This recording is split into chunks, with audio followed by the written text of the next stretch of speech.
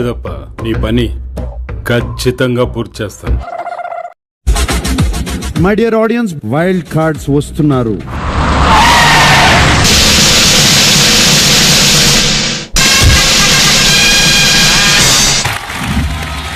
I welcome Ramya Moksha onto the stage.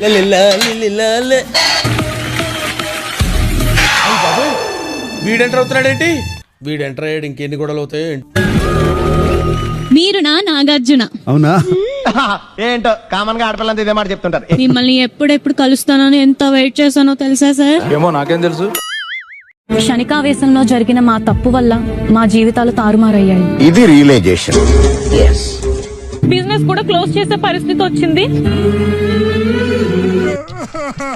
ఇంత చిన్న వయసులో నీకు ఎన్ని కష్టాలు రా బాబు. సోషల్ మీడియాలో అంత నెగటివిటీ, అంత ట్రోలింగ్ ఉన్నప్పుడు అది ఎలా తట్టుకున్నారు మీరు?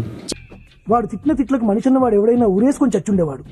ఇతను ప్రిన్సిపాల్ కాబట్టి బతుకున్నాడు, కానీ అదే ప్యూన్ అయితే ఎప్పుడో చచ్చుండేవాడు. అదే టైంలో నాన్న చనిపోవడంతో, హెల్త్ ఇష్యూ రావడంతో అక్క డిప్రెషన్ లోకి వెళ్ళిపోయి తను కూడా అలానే తిట్టాల్సి వచ్చింది. రే, నీ గురించి తెలియక ఏదేదో మాట్లాడాను. పర్వాలేదు రంగారావు గారు. ఎవరో అన్నారు వైల్డ్ కార్డ్ నుంచి ఒక దేవతని పంపించమని. జనరల్ గా చెప్పాను రా, నేను సీరియస్ గా తీసుకున్నాను.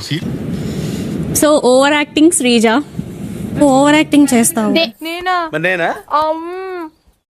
నీకు మామూలుగానే నువ్వు ఓవర్ యాక్ట్, నీకు ఎక్కడ కాంపిటీషన్? అయ్యో తిన అటెన్షన్ వచ్చేసి నాకు రాలేదని ఫీల్ అయి నాకు ఇస్తున్నావు అని అనుకుంటున్నాను. Thank you. రే, నువ్వు పావలా గత్తుపై చేస్తున్నావు సార్. చేసి నువ్వు ఓవర్ యాక్షన్ చాలు వచ్చాయి. How are you? సార్, నేను మీతో పనిచేశాను. నా ఫస్ట్ సినిమా అవకాశం మీ వల్లే వచ్చింది. గంగానడి కొడుకు సన్నాసినండి. కేడి సినిమా తర్వాత ఊపిరి. పెళ్ళికొచ్చాను. లక్ష భక్ష్యములు భక్షించు లక్ష్మయ్యకు ఒక భక్ష్యములు లక్ష్యమా? లోపల సంజన ఉంది, సంజనకి ఇది నేర్పించాలి. దానికంటే ప్లగ్ లో వేలెట్టం better. Let us welcome Madhuri onto the stage. ఎలా ఉన్నారు? ఈ మధ్య కొంచెం ఫ్యాట్ అయింది.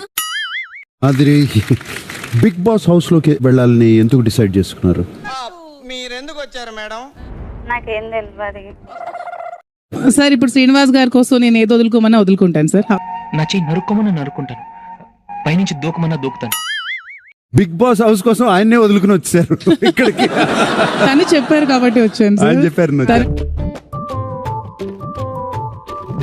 ఎలిమినేషన్ నుంచి నేను సేవ్ చేయొచ్చు ఎవరైనా సార్.